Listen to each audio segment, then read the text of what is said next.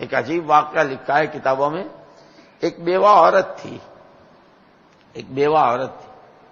اس کے 2 بچے تھے، یتیم تھے. ماں اپنی بیچاری گھر میں محنت مزدوری کی، حلال کی کمائی سے اپنے بچوں کی پرورش کرتی تھی. یہ بچے نماز کے وقت مسجد میں جاتے. اب بچوں کو تو کوئی بھی کھیل چاہیے، تو یہ بچے جہاں مصلیوں کے جوتے اترتے تھے وہاں کھیلتے تھے دونوں بھائی. اور ان کا کھیل کیا تھا؟ وہ جوتوں کی تقسیم کرتے تھے، یہ جنتی کا، یہ دوزخی کا، یہ جنتی کا، یہ دوزخی کا. جوتے ایسے تقسیم یہ کھیلتے تھے. لوگوں کو بہت تعجب ہوا، ابھی یہ کس کے ہیں؟ یہ کوئی کھیل ہے؟ بھگیا اس. تھوڑے بھاگ گئے، پھر نماز کھڑی ہوئی، پھر آئے، یہ جنتی کا، یہ دوزخی کا، یہ جنتی کا. ایک آدمی تھا مصلیوں میں، اس نے کہا کہ دیکھو بچے کی بات یہ ہے کہ اگر ضد پر آ جائے گا تو جتنا تم منع کرو گے اتنا یہ کرے گا. جتنا تم 3 آدمیوں کی ضد مشہور ہے نا، 3 کی ضد بہت مشہور ہے، بال ہٹ، تیریا ہٹ اور راج ہٹ. یہ 3 ہٹیں اور 3 ضدیں بہت مشہور ہے، یاد رکھنا.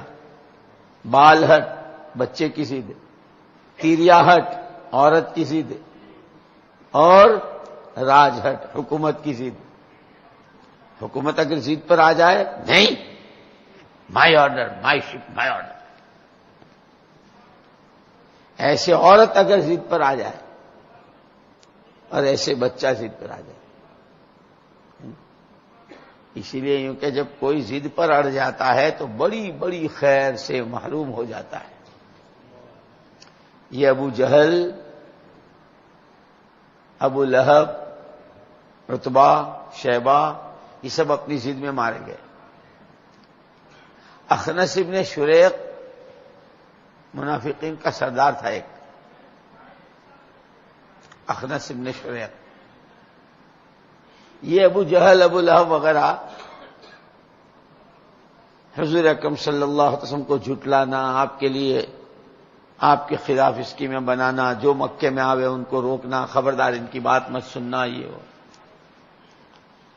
لیکن حق جو ہے نا، حق الحق یعلو ولا یعلا، حق بلند ہی ہو کے رہتا ہے، چھپتا نہیں.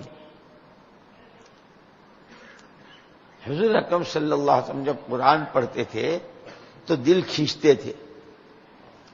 تو یہ ابو جہل، ابو سفیان اور یہ سب چپکے سے اندھیرے میں جاتے اور کسی دیوار کی آڑ میں کھڑے ہو کر رات بھر قرآن سنتے. جب اجالا ہو جاتا تو بھاگ آتے جلدی سے، کوئی دیکھ نہ لے. ایک دن راستے میں مل گیا اخنس ابن شریق.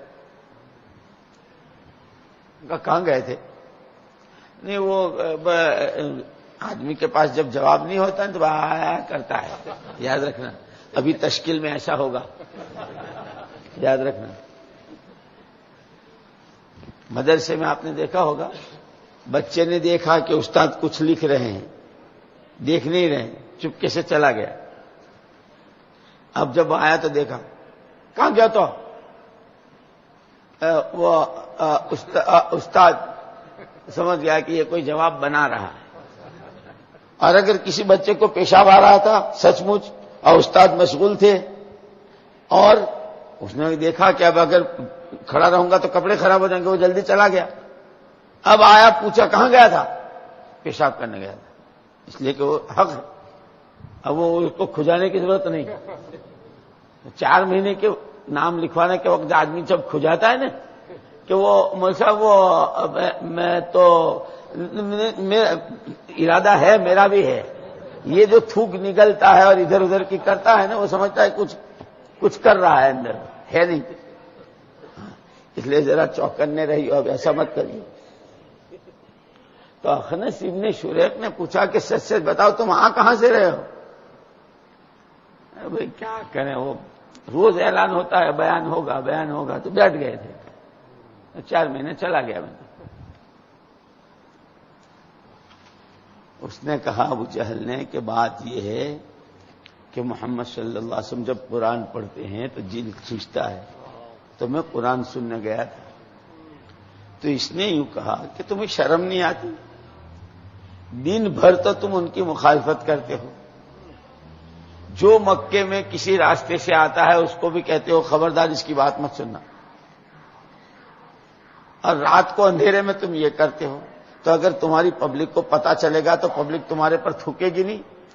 ارے ہاں یار وہ کیا کریں، بس نہیں رہا گیا، اچھا آئندہ ایسا کچھ نہیں کریں گے، بہت قسمیں کھائی۔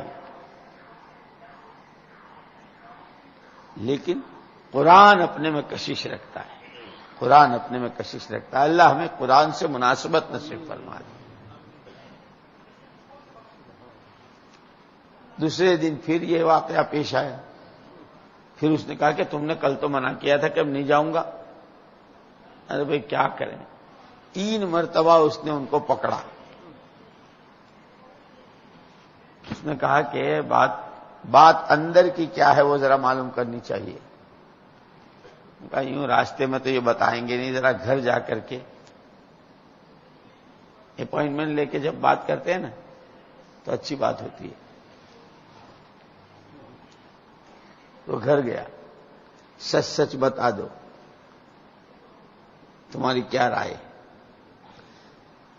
اس نے کہا کہ سچی بات یہ ہے کہ محمد ابن عبداللہ اللہ کے رسول ہیں جیسا وہ کہہ رہے ہیں، اور جو کچھ وہ پڑھ کر سناتے ہیں وہ اللہ ہی کا کلام ہے، نہ کسی شاعر کا نہ کسی ساحر کا، پکی بات ہے۔ تو اس نے کہا کہ پھر تم مانتے کیوں نہیں ہو؟ ان کو رسول مان لو، قرآن کو اللہ کی کتاب مان لو۔ تو اس نے یوں کہا کہ بات یہ ہے کہ ابھی تک ہمارے اور ان کے خاندان کا مقابلہ چل رہا ہے، وہ کہتے ہم بڑے باپ کے، ہم کہتے ہم بڑے باپ کے، دونوں کا مقابلہ چل رہا ہے، اور ابھی تک مقابلے میں دونوں بالکل برابر برابر ہیں۔ اگر حاجیوں کو پانی پلانا، حرم کی خدمت کرنا، اس کے لیے انہوں نے اپنے جوان دیے تو ہم نے بھی اپنے جوان پیش کیے کہ تمہارے پاس ہے تو ہمارے بھی لے لو۔ کسی جنگ کے موقع پر اگر انہوں نے اپنے بہادروں کو پیش کیا تو ہم نے کہا کہ ہم بھی کوئی مرے مرائے نہیں ہیں، ہمارے پاس بھی ہے۔ تو ابھی تک جو مقابلہ چل رہا ہے وہ بالکل برابر برابر کا چل رہا ہے۔ اب اگر ہم ان کو نبی مان لیں تو ہم نبی کہاں سے لائیں گے؟